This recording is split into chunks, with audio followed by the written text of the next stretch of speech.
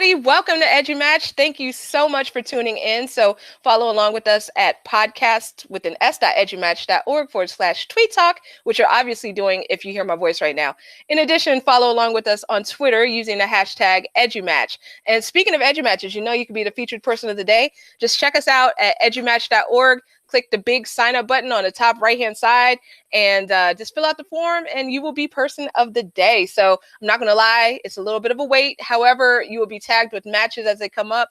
And in addition to that, then we will put you on our awesome table. Other people will be able to find you. So good deal, good deal, good deal. So tonight we are going to be talking about robotics. And as you see, we have a phenomenal panel here with us that's going to be diving in. I wanted to, before we begin introductions, give a huge shout out to Lawrence, who is on panel with us today, because this episode was his brainchild. So definitely want to give him a shout out. All right. So we're going to start with introductions. So starting from left to right, as I see it on the screen, with Traci. All right, good afternoon. Happy Sunday, everybody. Traci Bonde, Chief Technology Officer, Bay Area, California. Thank you, Lawrence, for the topic. I believe this is something I would want to chat about all day long. So love the opportunity to be aboard. Thanks, EduMatch. Thank you so much, Traci. It's so great to see you on here and welcome back. So love seeing you return to panel. Awesome, awesome. All right, so Nick. Welcome, everybody. I'm Nick Clayton. I'm a 4th through 6th grade special education teacher in Southern California, Victorville, if anyone knows where that is. And thank you, Sarah, for inviting me, and Lawrence for the topic. And I do robotics. I've done robotics for about 2 years now, officially, and unofficially for about 6 years now. So anyway, that's me.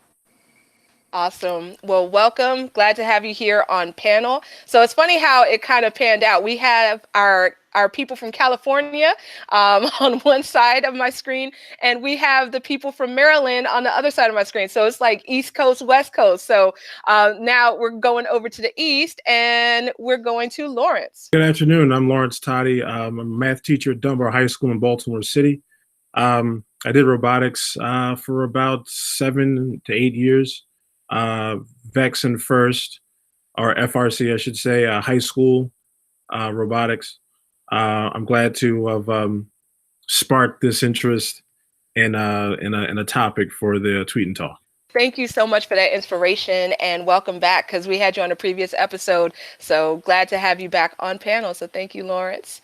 All right. And last and certainly not least, we have Gino. I'm Gino Tagaytay. I'm the director of Science Enrichment for Baltimore City Schools. I support all our robotics programs. We have over 100 teams. That includes Junior FLL, VEX IQ, and VEX Robotics.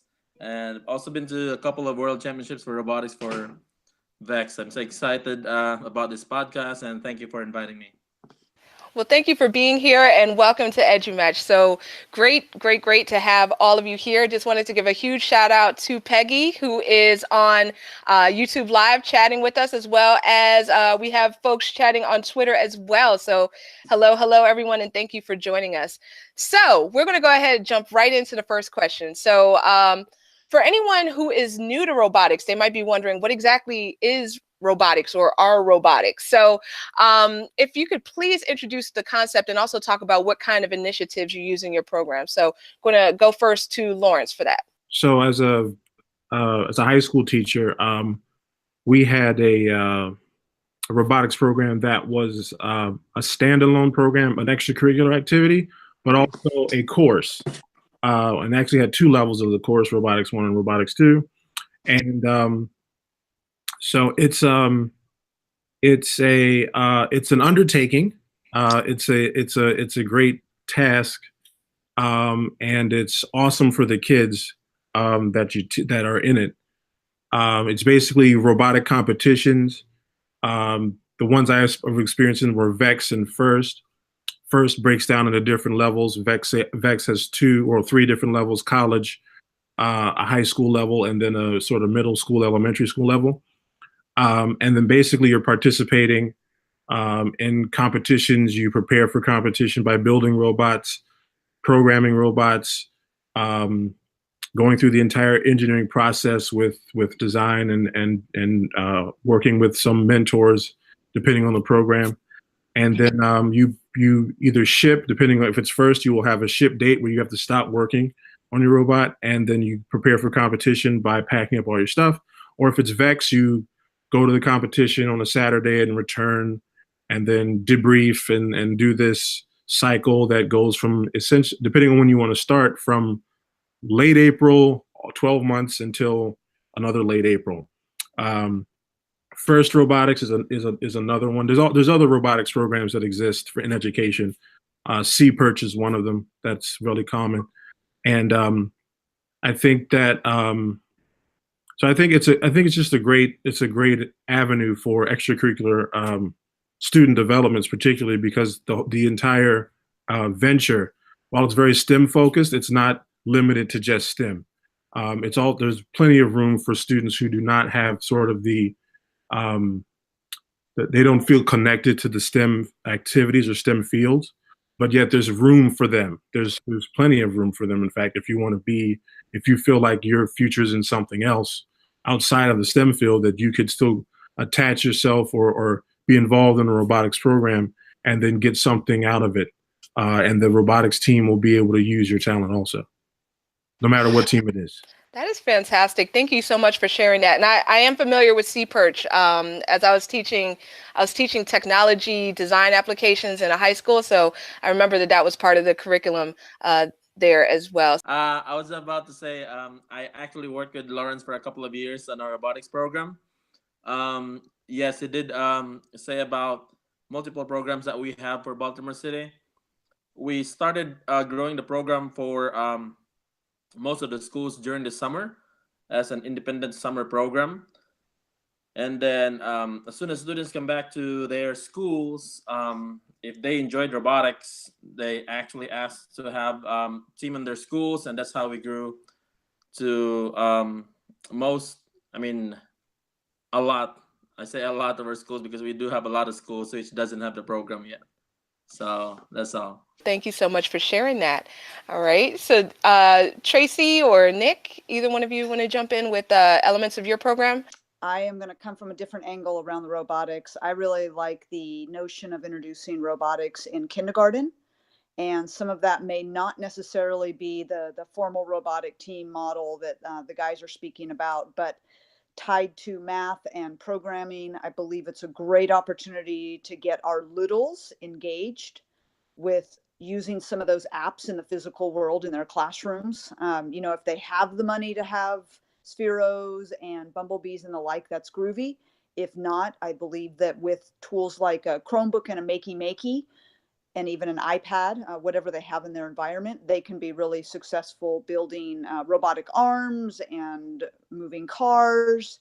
So I like introducing it early on, and then am really into trying to integrate it across the curriculum, primarily in math classes, because I think we have a great opportunity to do more programming in math. Very cool. Thanks so much for sharing that. So there's different ways. What I'm hearing, there's different ways it can be integrated with different age groups. So fantastic. All right, Nick, how about you? Just piggybacking on Traci there. Also, from what I've heard, there's a lot of work with simple machines also in the little ones. So introducing like just simple constructed machines. The program that I use, VEX IQ, they actually start out with some simple machines in their program in the teaching side of it. But I started out with kind of those same things with Sphero. I did a donor's choose and got a Sphero robot, and we built like tracks and bridges and did engineering construction for that, and then I kind of got into a couple of years ago. We as a district, we started getting into the VEX program, and just looking at that, and we were like, hey, why don't we have a robotics program? So we looked at VEX, and it had a lot of the stuff that we wanted. So we bought into the VEX IQ system, which is it's kind of like a Lego version, and you snap the pieces together rather than screwing things in and building it with like metal pieces. But it you can buy robotic kits, and then you build the kits and then go to the challenges. And we started out the first year in our district doing a district challenge, and we had about 6-7 schools altogether. We have about 17 in our district, just elementary schools. And it was just kind of a test run thing, and it went really well. The kids were really excited for it, and the students love it. I started out with, I think, 8 or 9 kids in my program, robotics program, and this year I had 35. So they got really excited from the first year. This year we did a district wide, and we had all but 2 of our schools in it. And I had an all girls robotics team actually take first place for their day, which was really cool. And they got their trophy and they got their medals, and it's just something extra for students that may not be, sports centered or whatever, and they really enjoyed it a lot and benefited a lot from it. And there's so many elements to their program. There's the competition, there's the engineering side, there's a programming side to it. So Vex has a programming, you can use it with Chromebooks, even because we're a Chromebook school. So I do a lot of programming. I do a lot of coding in my class too. So that kind of goes along well with what we do. But yeah, it's a fun program. That is awesome. That is awesome. And you touched on something Peggy just asked in YouTube Live. So great question from Peggy. How do schools get funding for these robotics programs? So you spoke about Donors Choose. So has anyone used any other methods to get funding? Our tech committee just kind of went to our district, and we kind of did as a group, just to realize the need for extra funding. So we kind of just went to the tech committee with it. But yeah, there's a lot of really cheap, inexpensive things you can do just to get started. Like Traci was mentioning, the making and things like that. There's just some little things where you can just get it as a teacher. There's Ozobots or Ozobots, I don't know how to say it, that are really, really inexpensive. Even just getting, just a class fund or whatever to buy one of those, and just getting people introduced that way is a great way, inexpensive way. So when we started the program, I wasn't actually there when we started the program. FRC at Western High School, an all-girls school in Baltimore City. I think that's the oldest in the U.S. actually. We did have some sponsors like the Army Research Lab. So they gave us the initial funding to register the team for like the year and get some initial funding to buy our materials. And then over the year, even if the season just started in January and we finished building by February, as early as September when school starts, we did some fundraisers selling pizza and soda or snacks every Wednesday. And a lot of our parents actually donate a lot of those, so we kind of make money out of that. So by the time January comes, when the season is like starting, we have been fundraising for like the past 4 months, and it helped a lot, getting to competitions and buying some stuff that we need for a program. So that's in a school by school basis, of course. All right, wonderful. So these are some great ideas. All right, so we're going to go to the next question. So when we talk about robotics, do you feel that it's best as a standalone program, or should it be integrated across content areas? And why do you choose the one that you choose? I was thinking about this question. It's I'm a little torn because I've taught it standalone. Most of the time I've actually, did a standalone, but then I see where in different curriculums are introducing programming into specifically Algebra 1 I know the Eureka Math curriculum Baltimore City adopted has some programming sort of as a method of teaching functions. They just introduce abstract programming it's not a real language. And I could see how it could, having that experience, even with the earlier groups, with the in kindergarten and up, that having that sort of structural experience as far as these are what commands do, this is what causes things to move, this is how programming works, this is what a computer actually is and does, and these are the limitations of that computer, is very eye-opening for students. Of all ages. I mean, when I get them in high school and I break them down as to, okay, your computer can only do what you tell it. And that sort of that sort of short circuits their mind for a second. And they're like, what do you mean my computer's dumb? How is my phone not smart? This does not compute. So that sort of eureka moment, I think it's great, not just in a robotics program, but I do think it can apply in math, science, and maybe even in humanities. Some of my best robotics students have been students who really wanted to do something in humanities or in the social sciences. So I haven't seen it taken out of a STEM course yet. So I'm not going to say that, it can't be done, but I've definitely see it done standalone. That's where most of the time I see it. And when I say standalone, I'm saying robotics. This is a robotics course, a robotics program. And I'm not going to count C-Perch, because some physics teachers will introduce, or like Sarah said, she introduced it in a technology course. And, I've had students who were in a physics class and they did the C-Perch underwater robot. And I'm still like, that's still sort of in the STEM family. You're just a little offshoot. I'm talking about, I want to see, robotics in art class, or robotics in English 9 or ninth grade English, or that type of, that stretch, that multi, that cross curriculum connection would be the next challenge, I think. So, I know that with Ozobot that you did for art class, that you can actually draw with those robots and program them to draw out different things. But I use it for research. I use it for writing. My students actually have to journal as they program the robots, as they build the robots, so they're using it for writing there. I know that, like, Wonder Workshop with the Dash and Dot robots, I know they have lessons in all different curriculum. You can have them speak and have them interact and like do a play. So like there's a lot of different uses depending on the programs, but even just being able to adapt whatever robotics program you're using to different curriculum,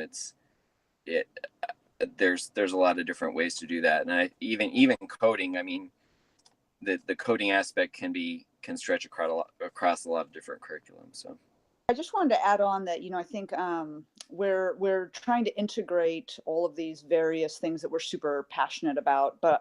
And I will tell you that in my travels, I am really encouraging and pushing robotics and programming connected to math as a way to potentially hook those students that don't get excited about math because they don't see the tangible real world potential beyond money, obviously. So I love always the idea about integration, and I'm always thoughtful about integrating for the sake of integrating. Like Lawrence, I was thinking about that English 9 integration model, and that is definitely going to be a challenge. So I know for myself, I think I've been a little safer in that I've really talked with teachers K-12 about utilizing programming with robotic outputs with math in particular. Robot Shakespeare. You can have the robots talk. Do a robot play. Oh, I like that. So like robot Romeo and Juliet. That would be super cool. I'm with that. That's always been challenging to integrate robotics with other disciplines, but for us as a district, we've been trying to tie them all together during our summer programs, where we try to provide students with a pathway to engineering or calculus in high school, and teaching them advanced math at the same time, doing robotics as enrichment, just to keep attendance up and making them more interested. My experience is the Vex and Vex IQ platforms. They paired up, for example, with Project Lead the Way, cross-curricular maybe, or they develop curriculum for robotics with other applications as well. In health, for example, with Project Lead the Way. So they can do that. The other thing is First Lego League and Junior First Lego League. They usually tie up robotics into problem solving. For example, like last year's challenge all about water and all those stuff. So I think that is a good tie-up as well. Although it's still in science, but it's a different, like it's not really that the same as coding or building or engineering. It's also about environmental causes and stuff. So I think that's a good tie-up too. I know Traci said trying to get people more excited about math, but I think, and I'm being serious, I know the Shakespeare, the robot Shakespeare sounded like a joke, but like that could get the kids that are more focused on science and math to like maybe the other side, the humanities more. See, there's another side to that. Absolutely. I'm loving that crossover. So yeah, and I'm loving everything that you all shared just now. So that is fantastic. There are definitely benefits to both. So great. Thank you for learning and growing with EduMatch. The Teacher's Journey takes a deeper look at how we grow, learn, and succeed in the world of education.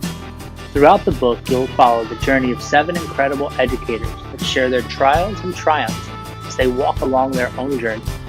The Teacher's Journey will challenge you to reflect on who you are and why you are in education, while providing personal examples and practical tools to use right now. Pairing with the book is the Teacher's Journey podcast. There you can hear great educators as they reflect upon their journey and share the lessons they have learned along the way. You can find more information about the book, the podcast, and lots more by visiting CostelloCorner.com, where you can also sign up for exclusive access to information, graphics, and educational training resources.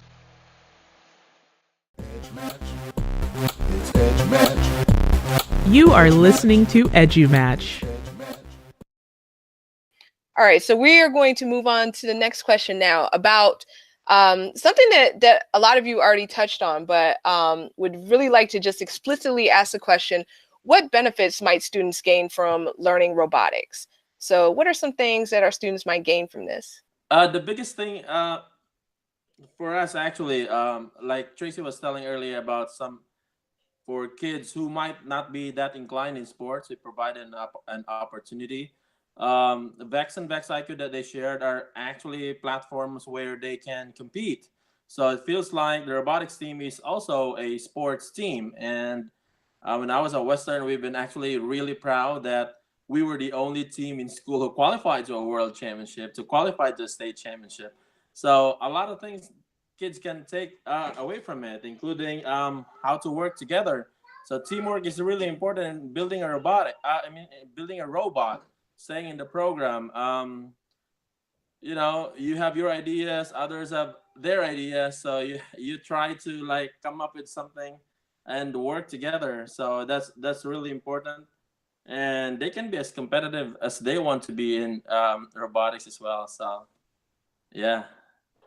Absolutely. I remember the high school where I was last working, there was a huge robotics team there. And I mean, it was just so competitive, just the traveling and the competition. So we're actually going to get to the question about the competitions in just a moment. But Lawrence, what do you think? So I could go on for a bit about this, but I'll try not to. Since Gino mentioned Vex, I'll talk about FIRST, which goes from the junior LEGO all the way up to the FRC. I think that what they would like to say at first is that robotics is the hardest fun you'll ever have. So there's a lot of productive struggle with students who are learning to build a robot for the first time. So you're building in sort of diligence with them, problem solving, of course. Depending on the age group, they get to learn to use power tools. These are all some of the basic things that a kid is going to see. But from a teacher, what you see, or from an adult family member, you see that you besides the teamwork and collaboration, you see them able to communicate at a higher level, to be able to express themselves, whether it be written, writing essays to win essay competitions, or try to write to sponsors to give you food or money to participate with your Saturday all day, or your sometimes all night build sessions for the high school kids. Now for the younger kids, the same thing could happen. You could still be, the fundraising that we talked about before, writing a letter or an email to your local fast food place or your local whatever business to say, hey, we're doing this in our community. We would love if you could partner with us. And that's completely not STEM related. That's completely outside of the whole engineering as far as, math. I'm not building a robot. I'm writing a letter. I'm communicating in a professional manner for fundraising, for getting you to believe in our organization. And that's an important skill to have. Besides, and then when, we'll talk about the competition later, but then, the kids can express themselves in so many different ways. It's really a safe space for them to be in an environment where they're expressing their knowledge and they can pursue more knowledge and go deeper into something and find like-minded kids, and find this community around a bunch of students who are trying to be as high achieving as possible in this field. And they can then become, they can talk to each other. And they already do that enough with social media, but now this is something with an actual sort of healthy tether to it, I want to say, where it's like, hey, we're all, robotics team members, and we all have the similar experience of this new game and this new challenge. And how are we dealing with it? How are you handling it? What did your team do? What did our team do? I like your t-shirts. I like your t-shirts. I love your hats. You like our pants. Let's do this really weird dance together, or let's team up. All this stuff, all this kid stuff that happens, is the whole, that's the whole community. And so that's that space it's really hard to simulate that somewhere else.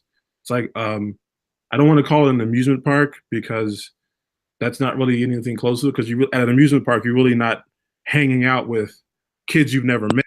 You're hanging out with your people who brought you. But in robotics, you're just meeting new people. And it's amazing to see how they, how things happen. It's almost like a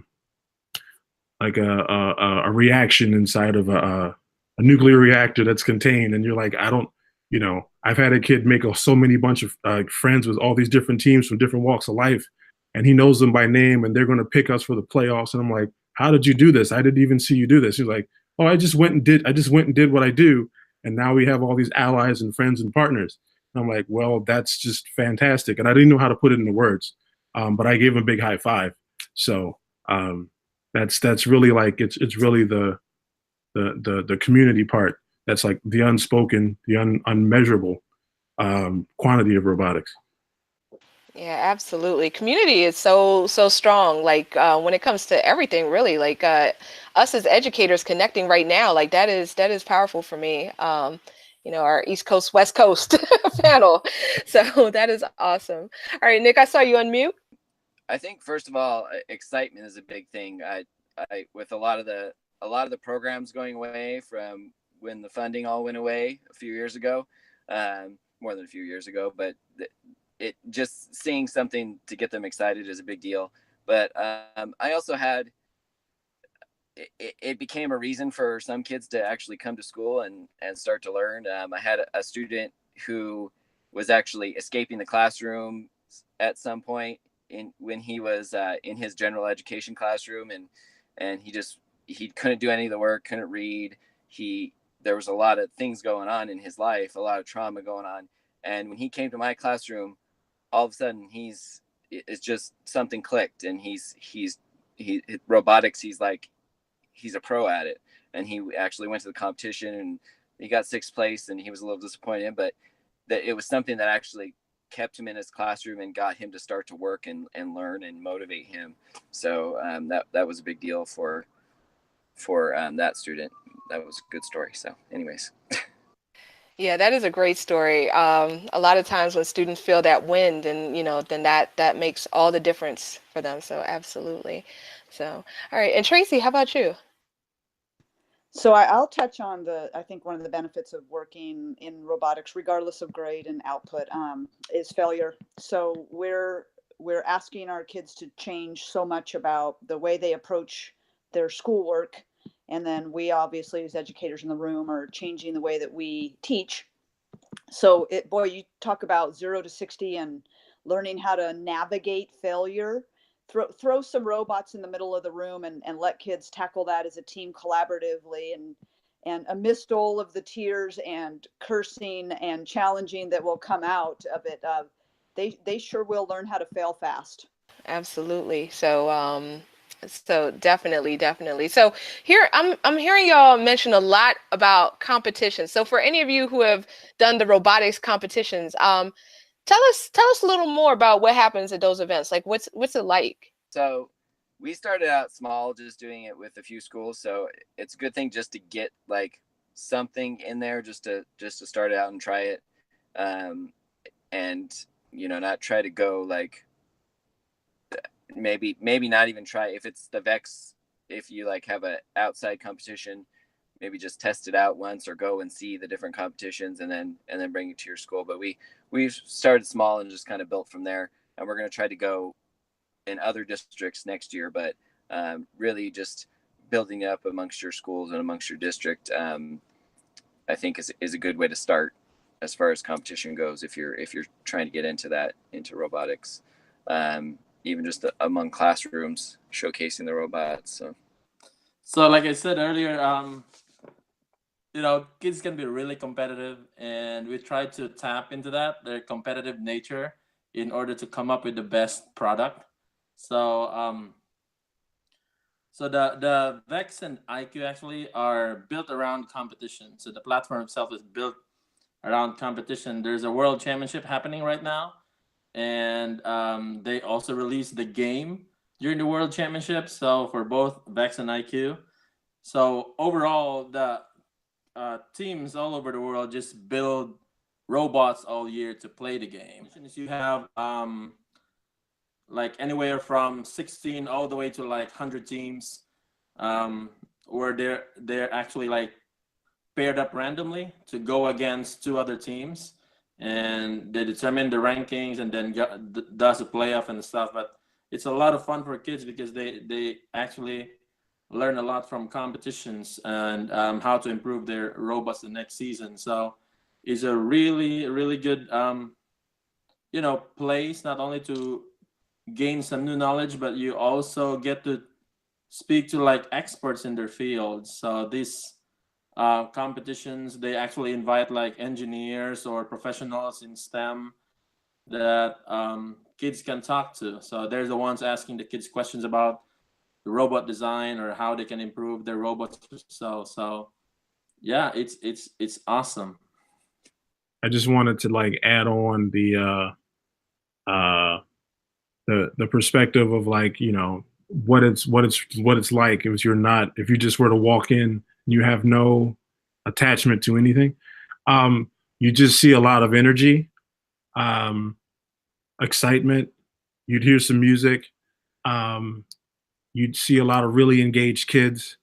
Even if you brought your own kids looking for something to do that's free on a Saturday or even a Friday and a Saturday, if it's a first competition, something that'll be fun for them. You're going to come in, you're going to be in an arena or a high school or an elementary school. You're going to see, robots all over the place, kids doing whatever. There's going to be a whole bunch of questions. Like you said, the Gino mentioned the engineers or the people from the STEM fields who come and they may be judges for the teams, and they'll ask questions to the kids about their robot and how their design process was and what their challenges were. And then if you're just an outsider watching, trying to inspire your own children, you'll see for both First and VEX, you'll see cheering sections, you'll see T-shirts, you'll see cheerleaders and pom-poms, and you'll see shouts of joy. You'll see the agony of defeat. I don't want to do the whole corny thing, thrill of victory. But one year I remember for our first FRC, the big robot competition, I got a school bus for some of the students that I was teaching to come to the event. And I said, you're going to come to this event from 12 to 3, and I'll grade you if you show up, and there'll be transportation at the school. So even though the competition was downtown Baltimore, so it's like less than 2 miles away, so most of the kids knew how to get there on their own. These are high school kids. These are like 10th, 11th graders. So then I didn't expect any of them to show up. And then when we got out there in the afternoon, we looked up and we see, 50, 60 kids from our school who were not on the team who showed up to cheer us on. And I was like, wow, that's amazing. And some of them were in my class. Some of them had heard or had friends who were in my class or dealt with people who were on the team. And so I just thought that then they filled the room with it. They filled the Dunbar team with energy.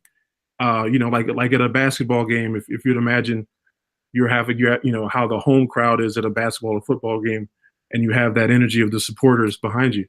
And I just felt like that's like that competitive feel for something that, while it is competitive, it's also collegial. So I just think that it's such a great environment for all kids of all ages, especially if you're a parent and you want to get your kids into something that's safe. You take them to a free robotics competition and see what happens. Watch the magic, essentially. Vex is competitive, but it's a challenge based, so it's not them fighting against each other like battle bots or anything, but it's challenge based, so they're both trying to like help each other out while they score. So it's a great system that it basically promotes teamwork and collaboration. So that's a great thing about Vex as far as what we found about that competition. I wanted to say that, and thank you, Nicholas, for mentioning it. It's not battle bots. They're not destroying each other. They're trying to accomplish a task or solve a problem, and there may be two teams that are competing against one another, but they're not trying to outright destroy the other robot. So it's not inherently dangerous in that way, where there's a saw blade, cutting through someone else's robot or something else ridiculous like that. They're trying to, it's sort of like the robots are playing a game, whether it be soccer, basketball, something like that. And they're trying to, score more points than the other team. And something like to that effect. So I just wanted to make sure I added that part. And the excitement is just from, just like any other sporting event. That sounds like there's a lot of energy that comes with those competitions. So that is super, super cool. So just wanted to chime in on YouTube Live. Then Taylor says, I think students need to understand competition because we live in a competitive world. It's especially competitive in engineering and science. So thank you so much for sharing that, Taylor. That is an awesome point. All right. So for one more question that we have, and I would like to kick this one over to Traci because I saw your tweet with some amazing resources. So what resources can you share for any educators who want to learn more about robotics? So Traci, what do you say? Well, I would encourage teachers and parents, administrators, etc., to look at some of the resources that are available via Twitter, Facebook, Voxer, etc., with Project Lead the Way, a super expensive program, but very rich in resources, all the way to some of those free resources you can get with Scratch accounts in collaboration with Harvard Education. And those run on Chromebooks, and you can do them in your kinder class. In addition, always, as you guys know, I'm a big fan of MakerFaire. So there are maker events happening all over the country, and that really drives it home for all of the different kinds of creators we have out there. Maybe you're not into robotic competitions because it's just not possible where you are in your journey, but there are other ways to be really innovative with robotics on a very tight budget in all of our different communities. Absolutely. Absolutely. So thank you so much for sharing those. Those are a great place to start. Thank you all so much for just your amazing insight. This has been such a great discussion. There's been a lot of conversation going on Twitter as well as on YouTube Live. So thank you to everyone who has back channeled with us. Just great information. Really looking forward to getting this episode out there as a podcast, video and audio. So edited, all that good stuff. So look for that to drop within the next upcoming weeks. And in addition, just a couple quick announcements. So next week, same bad time, same bad channel, we have Seth Bridges, who is going to be moderating a great episode on content creation. So it is open to anyone who wants to sign up and be a panelist. So all of our panelists, you are welcome to return if you ever want to. And anyone else who's watching and or listening, just go to podcast.edumatch.org/sign up. And you'll see the list of episodes that we have coming up. In addition, wanted to give a huge shout out to Dean Gainey for having released The Why in You, Journey to the Why in You is the full title. So the very first EduMatch solo book, which was released at the beginning of the month. And next month, we are going to release Brian Costello's The Teacher's Journey. So that is currently available for pre-order on Amazon. So huge shout out to the EduMatch authors. We also have more amazing folks who will be dropping books. Yes. What was that, Nick? I bought his book and his shirt, so I just had to shout out to him. He's awesome. Absolutely. Yeah, we love Dean. Dean is just amazing. So, and shout out to all of the EduMatch authors. So really excited for the upcoming projects. So, so everyone have a wonderful week. Hopefully we see you back next week. Same bad time, same bad channel. So everybody take it easy. Thank you all so much. Edge match. It's edge match. Edge match. It's edge match. You're at edge match. Edge match. Don't miss edge match. Don't miss edge match. You're at